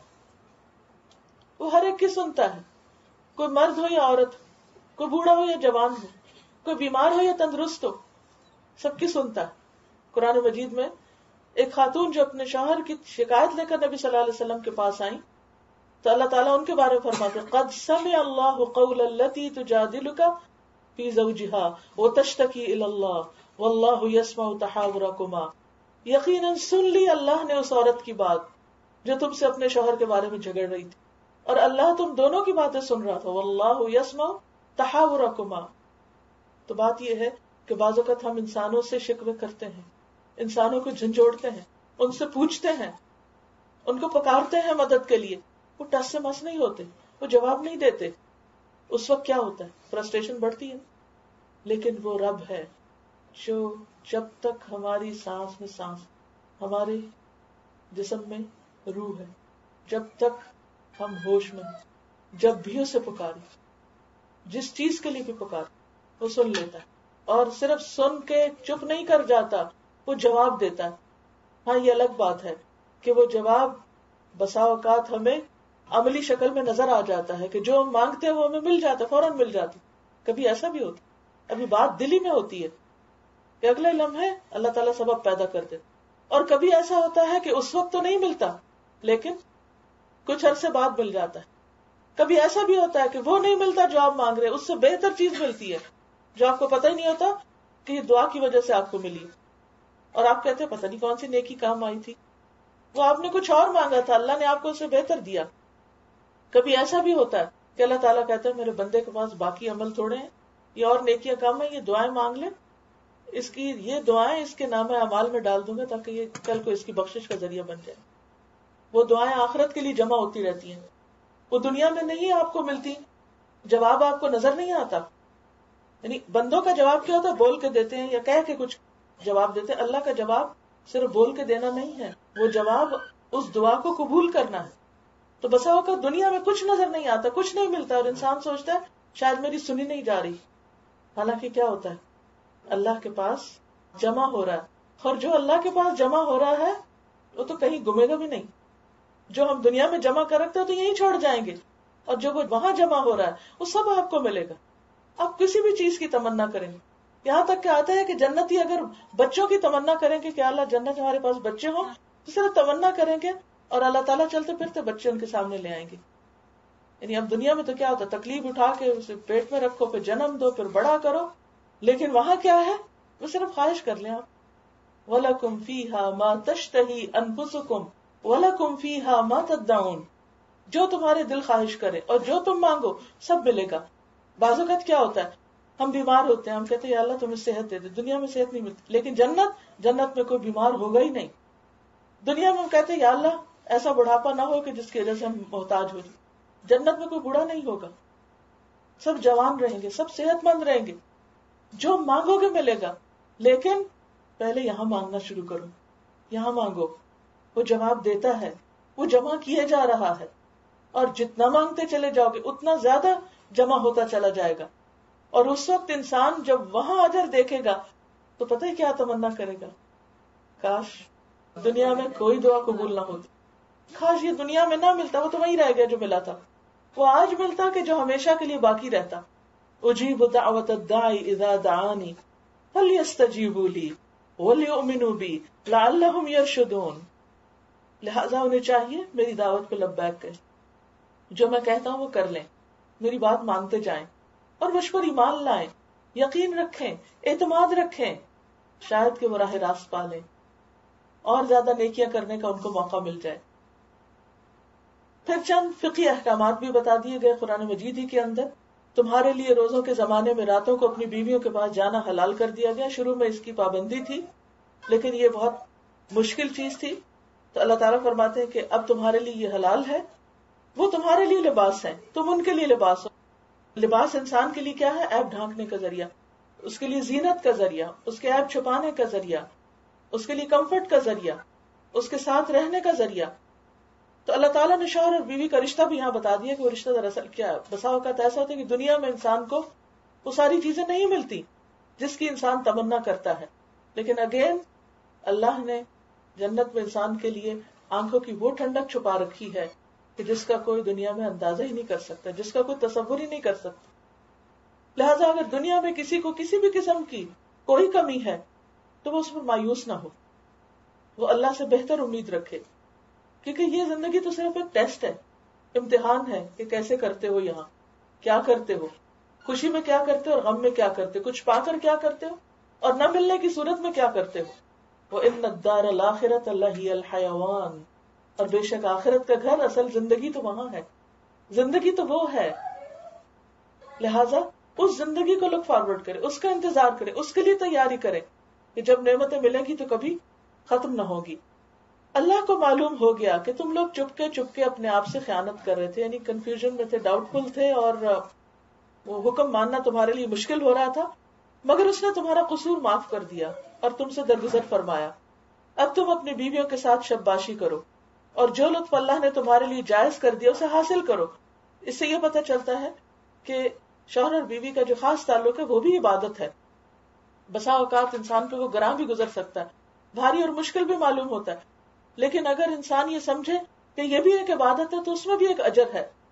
نیز راتوں کو کھاؤ پیو، یعنی رات کے وقت روزہ نہیں، اس سے منع کیا گیا کہ انسان دن کو بھی روزہ رکھے اور پھر رات کو روزہ رکھے. رات پوری انسان کھا سکتا ہے یہاں تک کہ سحر کا وقت ہو جائے، چاہے یہ شب کی دھاری سے سپید صبح کی دھاری نمایاں نظر آ جائے، یعنی رات کا اندھیرا صبح کی روشنی میں بدلنے لگے، تب یہ سب کام چھوڑ کر رات تک اپنا روزہ پورا کرو. یعنی افطار کیا ہے؟ سورج غروب ہوتے ہی، اور اس میں جلدی کرنی چاہیے، تاخیر نہیں. اور جب تم مسجدوں میں معتکف ہو، یعنی اعتکاف کی حالت میں ہو، تو بیویوں سے مباشرت نہ کرو.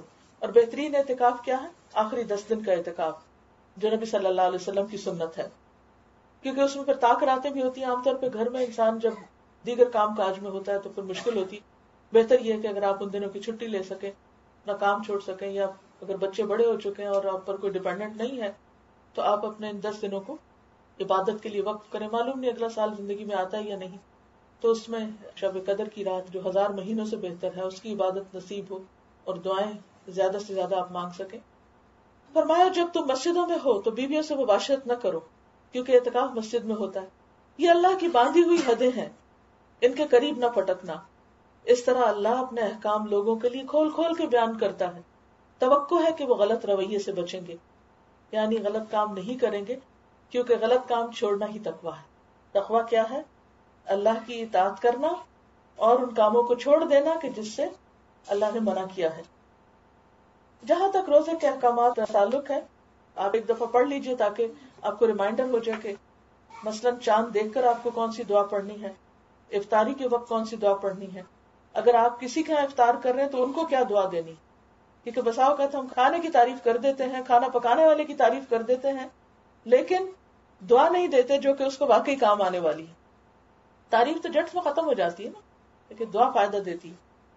پھر اسی طرح یہ ہے کہ روزے میں اگر نقصیر وغیرہ ہو اور باقی سرما لگانا یا مختلف ذائقہ چکھ لینا چیزوں کا، یعنی کہ روزہ کن چیزوں سے ٹوٹتا ہے اور کن چیزوں سے نہیں، اور حاملہ اور دودھ پلانے والی عورتوں کے بارے میں احکامات، اور تراویح کے بارے میں کچھ چیزیں، اور ليلۃ القدر کی خاص دعا. اور اس سے ایک ریمائنڈر آپ کو ہو جائے گا. میں نے جان بوجھ کر یہ سارے احکامات کی ڈیٹیل آپ کے لیے چھوڑ دی ہے. صرف چند چیزوں کے بارے میں توجہ آپ کی دلانا چاہوں گی کہ رمضان میں تراویح کا خاص طور پر اہتمام کیجیے. یعنی عام نمازیں بھی وقت پر ادا کیجیے، کیونکہ نماز جو ہے وہ اللہ کے قرب کا ذریعہ ہے، اور روزہ ہم کس لیے رکھ رہے ہیں کہ اللہ کا قرب نصیب ہو. تو روزے کی حالت میں مزید نمازوں کے بارے میں کانشیس رہیں، کیونکہ اگر روزہ تو ہے لیکن کئی لوگ نماز ہی نہیں پڑھتے، یا یہ ہے کہ نماز وہی جلدی جلدی نہیں. آپ نے اپنے لیے ایک ٹارگٹ رکھنا ہے کہ اس رمضان میں انشاءاللہ آپ زیادہ سے زیادہ اچھی نماز خشوع و خضوع کے ساتھ ادا کریں گے انشاءاللہ تعالی. پھر یہ ہے کہ خصوصی طور پر تراویح. تو تراویح میں آپ یہ ہے کہ چونکہ سارا قرآن حفظ نہیں ہے، خود پڑھنا مشکل بھی ہوتا ہے، اکیلے پڑھنا، تو کوشش کریں کہ آپ کے قریب کوئی بھی اگر مسجد ہے اور اس میں خواتین کا الحمدللہ یہاں تو ہر جگہ اہتمام ہوتا ہے مسجدوں میں، تو تھوڑا سا وقت نکالیں اور تراویح جو ہے باجماعت جا کر ادا کر لیں. اور یاد رکھیے تراویح جو ہے یہ آپ رات کے اول حصے میں بھی پڑھ سکتے ہیں، پچھلے حصے میں بھی، تہجد کے وقت بھی، کیونکہ سحری کے وقت میں خاص طور پر دعائیں قبول ہوتی ہیں. تو اگر آپ ساری اکٹھی نہ پڑھ سکے رات کو سونے سے پہلے تو آپ آدھی آدھی بھی بانٹ سکتے ہیں، لیکن بسا اوقات مسجد میں تو صرف رات کے پہلے حصے میں ہی یہ نوافل ادا ہوتے ہیں. اس کے بارے میں حدیث ہے صحیح مسلم کی، نبی صلی اللہ علیہ وسلم نے فرمایا فرض نماز کے بعد افضل نماز رات کی نماز ہے، یعنی تہجد کی نماز. تو خواہ رات کے پہلے حصے میں پڑھیں یا پچھلے حصے میں پڑھیں، زیادہ افضل تو پچھلے حصے میں پڑھنا ہے، لیکن جو بھی آپ کو میسر ہو. اور پھر چونکہ رمضان میں قرآن نازل ہوا ہے تو کوشش کریں کہ قیام کی حالت میں ایک پورا قرآن جو ہے وہ آپ سن سکیں، اور وہ تراویح میں ہی ہو سکتا ہے. لہٰذا جہاں بھی آپ شروع کریں وہیں پر مکمل کریں. کچھ لوگوں کی عادت ہوتی ہے ایک دن ایک مسجد چلے گئے، دوسرے دن دوسری چلے گئے، تیسرے دن تیسرے، اور اس سے کیا ہوتا ہے کہ قرآن مکمل نہیں ہوتا. ایک جگہ ذہن بنائیں اور وہاں اول سے آخر تک مکمل کریں، الا یہ کہ کوئی مجبوری ہو، تاکہ وہ پورا ایک سیکوینس کے ساتھ آپ کا چلے. جن دنوں میں آپ کو نماز نہیں پڑھنا، کوشش کریں کہ اتنا حصہ آپ کسی ٹیپ سے یا کسی کیسٹ وغیرہ سے سن کر اس کو مکمل کر لیں، تاکہ ایک پورے قرآن کی لسننگ مکمل ہو جائے. تراویح کے علاوہ آپ یہ بھی کر سکتے ہیں کہ سحری اور افطاری کے وقت قرآن پاک کی لسننگ کریں، اور اس کے لیے آپ ابھی سے قرآن پاک کی تلاوت کا کوئی سیٹ جو ہے وہ لے کر ٹیپ ریکارڈر وغیرہ اپنے کچن میں پہلے سے فکس کر لیں. اگر بیٹری ڈالنی ہے یا وائر اس کی چھوٹی ہے، کنیکشن لگانا ہے، جو کچھ کرنا ہے پہلے سے کر لیں. ایسا نہ ہو کہ جب رمضان شروع ہو جائے تو آدھا تو صرف آپ کو تیاری میں گزر جائے اور باقی آدھے میں پھر آپ قرآن مکمل نہ کر سکیں. تو آپ دیکھیے کہ ایک سپارے پڑھنے کی جو مدت ہوتی ہے عموماً آدھے گھنٹے سے 40 منٹ ہوتی. اگر آپ ہر روز تھوڑا صبح اور تھوڑا شام آپ سن لیں تو آپ دیکھیں گے کہ پورا قرآن پاک مکمل ہوگا. اسی طرح فہم القرآن کے نام سے جو 2 گھنٹے پر مشتمل ایک سی ڈی ہے، کیسٹ ہے، وہ بھی آپ ایسے کر سکتے ہیں کہ 1 گھنٹہ صبح اور 1 گھنٹہ شام سن کر ترجمے کے ساتھ آپ اپنا قرآن پاک مکمل کر لیں. نبی صلی اللہ علیہ وسلم کا طریقہ کیا تھا کہ رمضان میں آپ جبریل علیہ السلام کے ساتھ دورہ کیا کرتے تھے. تو جو لوگ بھی روزانہ ایک سپارے کا ترجمہ سننا چاہیں، آن لائن بھی پروگرام ہوگا، تو جہاں جہاں بھی آپ کے لیے میسر ہو. لیکن میک اے پوائنٹ کہ رمضان میں ایک دفعہ پورا ترجمے سے بھی گزرنا ہے، چاہے آپ اپنی گاڑی میں سنیں، چاہے آپ کسی کورس کو جوائن کر کے سنیں، چاہے آپ یہاں پر آن کیمپس آ کے سنیں یا کسی بھی مسجد میں ہو رہا ہے. تو الحمدللہ آپ خوش قسمت ہے کہ ہر طریقے سے آپ کے لیے فیسلٹی موجود ہے. اگر آپ الہدا کی ویب سائٹ پہ جائیں تو آپ کو ڈیٹیل میں سارے پروگرام ملیں گے، نہ صرف یہ کہ یہاں کے لیے بلکہ UK کے لیے بھی اور دیگر ممالک کے لیے بھی مختلف اوقات میں اس پروگرام کو ریلے کرنے کی سہولت رکھی گئی. پھر آپ دیکھیے کہ قرآن چونکہ شفا ہے، قرآن پاک میں آتا ہے یا ایھا الناس قد جاءکم موعظۃ من ربکم وشفاء لما فی الصدور. تو سینے کی جو بیماریاں، دل کی جو بیماریاں، ان کے لیے خصوصی طور پر شفا. تو روزہ صرف کھانے پینے کا روزہ نہیں ہوتا، روزہ جو ہے وہ دل کا روزہ بھی ہوتا ہے، آنکھ کا روزہ بھی ہوتا ہے، کان کا روزہ بھی ہوتا ہے. اور ان آنکھ کان کا تعلق کس سے ہوتا ہے؟ دل سے ہوتا ہے، اور تقویٰ بھی دل میں ہوتا ہے. تو اس کے لیے سب سے بہترین نسخہ کیا ہے؟ قرآن کے ساتھ تعلق، اور قرآن کے ذریعے دلوں کی شفا، تاکہ دلوں سے ہر قسم کے نفاق اور شکوک و شبہات اور شرک اور حسد اور بغض اور نفرت اور دوسروں کے لیے دلوں کی تنگی اور بخل اور شح، یہ سب کچھ نکل جائے. اور اس میں مدد دیتا ہے قرآن کا پڑھنا، قرآن کا سمجھنا اور قرآن کا سننا اور کسی بھی طرح اس سے تعلق رکھنا. اور یہ بھی یاد رکھیے کہ قیامت کے دن قرآن بطور خاص شفاعت کرے گا، سفارش کرے گا. حدیث میں آتا ہے روزہ اور قرآن قیامت کے دن بندے کے لیے سفارش کریں گے. روزہ کہے گا اے میرے رب، میں نے اس بندے کو کھانے پینے اور اپنی خواہشات پوری کرنے سے روکے رکھا، لہٰذا اس کے بارے میں میری سفارش قبول فرما. قرآن کہے گا اے میرے رب، میں نے اس بندے کو رات سونے سے روکے رکھا، لہٰذا اس کے بارے میں میری سفارش قبول فرما. چنانچہ دونوں کی سفارش قبول کی جائے گی. لہٰذا دو چیزیں خاص طور پر آپ کو کرنا ہے، اور وہ کیا ہے؟ روزے کے ساتھ قرآن. اور اس میں اگر کچھ پارٹ میمورائزیشن کے لیے بھی آپ رکھیں تو زیادہ فائدہ ہوگا. اور پھر خصوصی طور پر جب ایک مجلس میں بیٹھ کر آپ سنتے ہیں قرآن تو اس مجلس پر اللہ کی رحمت نازل ہوتی ہے، اور فرشتوں کے پاس اللہ تعالیٰ ایسے لوگوں کا ذکر کرتے ہیں کہ دیکھو ان بندوں کو کہ جو اکٹھے بیٹھ کر مجھے یاد کر رہے ہیں. کیونکہ بندہ جب تنہائی میں یاد کرتا ہے تو اللہ تعالیٰ تنہائی میں یاد کرتا ہے، جب بندوں کے بیچ میں یاد کرتا ہے تو اللہ تعالیٰ فرشتوں میں اس بندے کو یاد کرتے ہیں. اور اللہ کا یاد کرنا ہماری یاد سے بہت زیادہ بہتر ہے اور ہمارے لیے عزت اور آنر کی بات ہے. حضرت انس فرماتے ہیں صحابہ کرام صبح کی نماز کے بعد حلقہ بنا کر بیٹھ جاتے تھے، سرکل میں بیٹھ جاتے، قرآن پڑھتے، فرائض اور سنن سیکھتے اور اللہ کو یاد کرتے تھے. پھر اسی طرح قبولیت کے جو اوقات ہیں دعاؤں کے، اس میں قرآن مجید کے پڑھنے کے بعد بھی دعا قبول ہوتی. سحری کے وقت کی دعا، اس میں اللہ تعالیٰ آسمانی دنیا پر نزول فرماتے ہیں اور خود پکارتے ہیں ہے کوئی جو مانگنے والا کہ مانگے اور میں اس کی دعا سنوں. تو اس وقت بھی آپ خصوصی طور پر دعائیں کریں، خصوصاً استغفار، کیونکہ قرآن پاک میں آتا ہے وَبِالْأَسْحَارِ هُمْ يَسْتَغْفِرُونَ، سحری کے وقت وہ استغفار کرتے ہیں. یعنی صبح کا جو خصوصی ذکر، ویسے تو آپ درود شریف بھی پڑھیں اور بھی تسبیح کریں، آیت کریمہ بھی پڑھیں، لیکن صبح سحری پکاتے وقت خصوصی طور پر استغفار، استغفر اللہ، اللہم اغفر لی، کیونکہ آپ ان لوگوں کی صف میں شامل ہو جائیں گے وَبِالْأَسْحَارِ هُمْ يَسْتَغْفِرُونَ. پھر اسی طرح جس چیز کا اہتمام کرنا وہ صدقہ و خیرات ہے.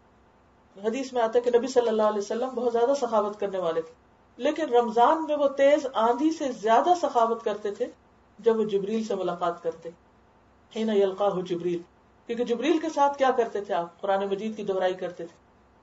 تو قرآن مجید پڑھنے کا جو اثر عملی طور پر ہماری زندگی میں ہونا چاہیے وہ کیا کہ ہم زیادہ سے زیادہ اللہ کے راستے میں دینے والے بنے.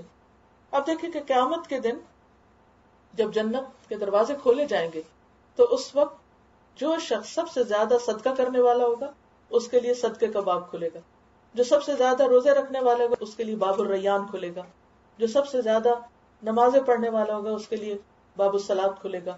اسی طرح اور دروازے بھی جو جس نیکی میں آگے ہوں گے وہ اس خاص دروازے سے جنت میں لے جائے جائیں گے. تو نبی صلی اللہ علیہ وسلم جب یہ حدیث بیان کر رہے تھے تو حضرت ابو بکر کہتے ہیں کہ کیا کوئی ایسا شخص ہوگا کہ جس کو ہر دروازے سے کال آئے کہ تم یہاں سے داخل؟ تو آپ نے فرمایا کہ مجھے امید ہے کہ وہ تم ہوگے. اس کے پیچھے کیا حکمت ہے؟ ہر نیکی میں آگے، ہر نیکی کے کام میں آگے. اچھا ہم کیا کہتے ہیں؟ ہم اتنا صدقہ کرتے ہیں، اچھا چلو نماز نہ بھی پڑھی تو کیا ہو؟ نہیں، ایسا نہیں ہے. ہمیں شوق یہ ہونا چاہیے کہ ہم ہر نیکی میں سب سے آگے. ہمیں اس بات میں کمپیٹ کرنا چاہیے کہ سب سے زیادہ میں قرآن پڑھوں تو اس رمضان میں، سب سے زیادہ میں صدقہ خیرات کروں، سب سے زیادہ میری عبادت اچھی ہو. یعنی کہ میری کوئی تراویح جو ہے وہ مس نہ ہو اور کوئی حصہ قرآن کا اس میں سننے کو مس نہ ہو. وقت سے پہلے میں جا کر بیٹھوں اور پورا کر کے اور اس کے لیے پوری تیاری رکھوں، اپنی صحت کا بھی خیال رکھوں تاکہ عبادات جو ہے وہ متاثر نہ ہو. پھر اسی طرح یہ ہے کہ یہ جو آتا ہے نا تیز آندھی سے بھی زیادہ آپ سخی ہو جاتے تھے. تو اب دیکھیے تیز آندھی جب چلتی ہے تو ہر چیز متاثر ہوتی، حتیٰ کہ دیواریں بھی گھر کی بازو کا ہلنے لگتی ہیں اور چھتیں بھی اور درخت بھی اور گھاس بھی اور ہر چیز تک اس کا اثر جاتا ہے. گویا رمضان میں آپ ایسا صدقہ خیرات کریں کہ ہر جگہ پر کچھ نہ کچھ حصہ ڈالیں. کہیں افطاری کے انتظام میں ڈالیں، کہیں پر غریبوں کو کھلانے کے، کہیں اپنی زکوٰۃ کے نکالنے کا انتظام کریں، کہیں فی سبیل اللہ کے دین کی خدمت میں. یعنی کوئی موقع آپ کا ایسا نہ ہو کہ جس کو آپ ہاتھ سے جانے دیں. خاص طور پر نبی صلی اللہ علیہ وسلم نے خواتین کو صدقے کی تلقین کی ہے. آپ نے فرمایا یا معاشر النساء تصدقن ولو من حلیکن فإنکن اکثر اہل جہنم یوم القیامہ. خواتین کی جماعت تم صدقہ کرو، چاہے اپنے زیورات ہی سے کرو، کیونکہ بعض اوقات ہم کہتے ہیں ہم تو کماتے نہیں، ہمارے پاس پیسے نہیں، کچھ نہیں، لیکن زیور تو ہر عورت کے پاس کچھ نہ کچھ ہوتا ہے. تو آپ نے فرمایا وَلَوْ مِنْ حُلِيِّكُنَّ، اس لیے کہ قیامت کے دن جہنم میں تمہاری تعداد زیادہ ہو. تو لوگوں نے پوچھا کہ کیوں؟ تو آپ نے فرمایا کہ تم زبان سے لان تان بہت کرتی. انسان بہت سی نیکی کرتا ہے اور ایک غلط لفظ زبان سے نکال کے ہر چیز کو برباد کر کے رکھ دیتا ہے. تو اس زبان کی لغزشوں کا جو کفارہ ہے وہ کس میں ہے؟ صدقہ خیرات میں. اپنے ہاتھ سے کوئی چیز بنائے، کسی بھی طرح کچھ بھی میسر ہو تو اللہ کے راستے میں اسے خرچ کرے. اسی طرح اگر توفیق ہو تو رمضان میں عمرے کا پروگرام بنائے، کیونکہ رمضان میں عمرہ نبی صلی اللہ علیہ وسلم کے ساتھ حج کے برابر ہے. اتنا بڑا اجر ہے، یعنی گویا آپ نے نبی صلی اللہ علیہ وسلم کے ساتھ حج کیا، کیونکہ آپ کے ساتھ حج جو ہے وہ ایک بہت بڑی سعادت ہے. اور پھر آخری عشرے کا اہتمام، اور رمضان کا آخری عشرہ شروع ہو جاتا تو نبی صلی اللہ علیہ وسلم رات کا زیادہ حصہ جاگتے تھے، یعنی عام راتوں کی نسبت آخری عشرے میں زیادہ جاگنا. گھر والوں کو بھی بیدار کرتے تھے، خود بھی جاگتے، گھر والوں کو بھی جگاتے، اور عبادت کے لیے کمر کس لیتے، یعنی پوری طرح الرٹ ہو جاتے. ایک اور روایت میں آتا ہے نبی صلی اللہ علیہ وسلم آخری عشرے میں جتنی محنت کرتے تھے دوسرے دنوں میں اتنی محنت نہ کرتے تھے. گویا نظر آنا چاہیے کہ ہاں یہ اسپیشل دن ہے، یعنی رمضان سارا اسپیشل ہے لیکن اس میں بھی آخری عشرہ مزید اسپیشل ہے. اور آخری عشرے میں چونکہ ليلۃ القدر ہے اس کا بھی اہتمام کرے. اپنی ایک ڈائری بنا لے، اس پر اپنی خاص دعائیں لکھ لے کہ کہیں ایسا نہ ہو بھول جائیں. ہوتا پتہ کیا ہے، آخری عشرے میں جا کے تھوڑی تھکاوٹ بھی ہونے لگتی، تھوڑی کمزوری بھی ہونے لگتی، تو بعض اوقات انسان اس وقت پھر وہ سب کچھ یاد نہیں کر پاتا. ابھی سے روز دل میں جو خواہش آئے، جو تمنا ہے وہ لکھنا شروع کر دے. اور آخری عشرے میں اور ویسے بھی افطاری کے وقت یا خاص موقعوں پر اپنی وہ ڈائری کھول لی، پھر سوچ کر، نہیں کہ اس کی ریڈنگ شروع کر دی، سوچ کر غور سے خشوع سے پھر دعا مانگی، کیونکہ اللہ تعالیٰ غافل دل کی دعا نہیں سنتے. پھر اسی طرح یہ ہے کہ آہوازاری بھی ہونی چاہیے، دعا مانگتے ہوئے رونا چاہیے، مسکینی کا اور محتاجی کا اظہار کرنا چاہیے. پھر اسی طرح خاص طور پر استغفار کرنا چاہیے. اور آخر میں انسان کو اپنا احتساب بھی کرنا چاہیے کہ کیا واقعی جو میں نے اپنے ٹارگٹ سیٹ کیے تھے وہ پورے ہوئے. اور ليلۃ القدر کی جو دعا ہے وہ بھی یاد کرنی چاہیے. اور کہا جاتا ہے کہ جو ليلۃ القدر کی علامات ہیں اس میں یہ کہ اس رات میں خاص طور پر سکون اور اطمینان ہوتا ہے، جیسے قرآن مجید میں آتا ہے نا سلام ہی حتی مطلع الفجر، خاص پیس محسوس ہوتا ہے. بعض لوگوں کو خواب میں بھی نظر آتا ہے جیسے صحابہ کرام کو نظر آیا تھا. پھر اسی طرح یہ کہ اس رات میں قیام کی لذت زیادہ محسوس ہوتی ہے. اسی طرح ایک حدیث میں آتا ہے کہ اخبرنا رسول اللہ صلی اللہ علیہ وسلم منہا تطلع یومئذ یعنی الشمس لا شعاع لها، کہ سورج اس دن بہت دھیما سا طلوع ہوتا ہے، اس کی شعاعیں نہیں ہوتی تیز، یعنی وہ اس کی علامات میں سے ایک علامت ہے. لیکن اگر یہ علامتیں نہ بھی نظر آئیں تو آپ کنٹینیو کریں اپنی عبادت. اور پھر یہ کہ رمضان ختم ہونے سے پہلے صدقہ فطر کی ادائیگی کر لیں. پھر اسی طرح یہ ہے کہ رشتہ داروں کے ساتھ صلہ رحمی کا مہینہ ہے، خصوصی طور پہ ان کو تحفے تحائف دینے کا، ان کو کال کرنے کا اگر یہاں نہیں، یا ان تک کچھ نہ کچھ ضرور پہنچائیں. یعنی ہم عام مناسبتوں سے بھی تحفے دیتے رہتے ہیں لیکن رمضان کی مناسبت سے بھی کچھ نہ کچھ ایسی چیز ان کو ضرور دے کہ جس سے ان کا دل خوش ہو، کیونکہ یہ رشتوں کو جوڑنے کا مہینہ بھی ہے. اور پھر یہ کہ ہمسایوں کا خیال رکھیں، بچوں کو بھی خاص توجہ دیں اور ان کو بھی رمضان کے پروگراموں میں شریک رکھیں. یہ نہیں کہ ان کے صرف ہوم ورک اور ان کے اسکول اور ان کی اپنی ہی ایک دنیا ہو اور آپ ایک الگ دنیا میں جا رہے ہوں. رمضان سے پہلے بچوں کو لے کر بیٹھیں اور ان کو رمضان سے متعلق احادیث بتائیں. احادیث انگلش میں بھی کتابیں موجود ہیں، ان میں سے کوئی کتاب لے لیں، یا جو آج لیکچر میں نے آپ کو بتایا اس کے مختصر نوٹس جو ہیں آپ اپنی زبان میں ان کو بتائیں اور انہیں بتائیں کہ یہ مہینہ ہمارے لیے کتنا اسپیشل مہینہ ہے. صرف ان کو نہیں بتائیں، ان کے ذریعے ان کے اسکول میں جائیں اور اس مہینے میں ان کے لیے بھی اس مناسبت سے کچھ خصوصی گفٹ کا اہتمام کرے کہ جس میں کوئی اچھی کتاب ہو سکتی ہے، کیسٹ ہو سکتی ہے، کوئی ڈیٹس وغیرہ ہو سکتی ہیں، تو جس سے ایک سوسائٹی کے اندر رمضان اویئرنیس کریٹ ہو. اور اس کا آغاز اپنے گھر سے کریں، یعنی بچوں سے آغاز کر کے. پھر اسی طرح یہ ہے کہ بچوں سے صدقہ کروائیں.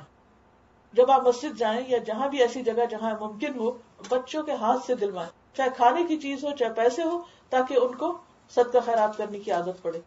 تراویح میں ساتھ لے جائیں، دن کو تھوڑا سا سلا دیں تاکہ رات کو وہ تراویح میں جانے کے قابل ہوں. اور اسی طرح یہ ہے کہ خصوصی طور پر ویکینڈ میں خصوصی اہتمام کریں. پھر بچوں کے ہاتھ سے آپ ہمسایوں کے گھر افطار وغیرہ بھیجیں یا جہاں بھی. پھر اسی طرح یہ ہے کہ کچھ نہ کچھ ان کو خاص چیزیں یا قرآن کے کچھ پورشنز ان کو پڑھ کے سنائیں رمضان میں. افطار کے وقت ایک ٹائم بنا سکتے ہیں جس میں آپ ایک ریزولوشن پاس کر سکتے ہیں سب بچوں کے ساتھ مل کر کے ہم ہر روز ایک حدیث سنیں گے یا ایک آیت کا ترجمہ سنیں گے. اور اسی طرح رمضان کارڈ بنا کر اس پر ان بچوں سے احادیث لکھوا کے دوسروں کو دلوا سکتے ہیں. پھر اسی طرح یہ ہے کہ چونکہ رمضان کا مہینہ شہر المواسات بھی ہے، ایک دوسرے کی ہمدردی اور غمخواری کا، لہذا کوشش کریں کہ آپ کی خیر جو ہے وہ ہر بندے تک کسی نہ کسی شکل میں ضرور پہنچے. یعنی کوئی بھی بھلائی آپ ان کو کسی بھی طریقے سے ضرور پہنچائیں. پھر اگر بھلائی نہیں پہنچا سکتے تو ان کو اپنی اذیت سے محفوظ رکھیں، تکلیف سے محفوظ رکھیں. رمضان کی حالت میں، روزے کی حالت میں اپنا ایک ہدف رکھیں، ایک ٹارگٹ رکھیں کہ میں اپنی زبان اور اپنے ہاتھ اور اپنے رویے سے کسی کو دکھ نہیں دوں گی، جلی کٹی باتیں نہ سنائیں، زبان پر خاص کنٹرول رکھیں. حضور صلی اللہ علیہ وسلم نے فرمایا من لم يدع قول الزور والعمل به فليس لله حاجة ان يدع طعامه وشرابه. جس نے روزہ رکھ کر جھوٹ بولنا اور اس پہ عمل کرنا نہ چھوڑا، اللہ کو کوئی ضرورت نہیں کہ کوئی شخص بھوکا پیاسا رہے، کھانا پینا چھوڑ دے. کیونکہ روزہ صرف کھانا پینا چھوڑنے کا نام نہیں، بلکہ اس میں اپنی زبان سے غلط لفظ نکالنے اور جتنے بھی باقی حرام چیزیں ان سب چیزوں کو چھوڑنے کی ضرورت ہے. خواہ وہ زبان کا حرام ہو، غیبت چغلی ہو، یا آنکھوں سے حرام چیزیں دیکھنا ہو جیسے ٹیلی ویژن پر اور اخبار و رسالوں میں فحش تصویریں، یا اسی طرح گفتگو میں یا کچھ بھی. پھر اسی طرح لغو سے بچیں، یعنی بیکار اور فضول چیزوں سے بچیں. ایک ایک منٹ قیمتی ہے، لہٰذا یا تو ذکر کریں یا کوئی اچھی بات کسی کو بتائیں یا کسی کی خدمت کریں یا پھر کچھ قرآن پڑھیں، نوافل پڑھیں. لیکن عبادت کے مہینے کو غیر ضروری لغو اور بیکار کاموں میں وقت کاٹ کر روزہ گزارنے کی کوشش نہ کریں. پھر اسی طرح یہ ہے کہ نماز عید کا اہتمام کہ کہاں پڑھنی ہے، کیسے کرنا ہے، اس کا بھی پہلے سے کریں. بلکہ عید پر جو گفٹ اور تحفے تحائف ہیں وہ بھی رمضان سے پہلے خرید کر پیک بنا لیں، تاکہ رمضان کے آخری دنوں کے قیمتی دن جو ہے وہ بازاروں میں نہ گزرے، وہ عبادت میں ہی گزرے اور مساجد میں گزرے.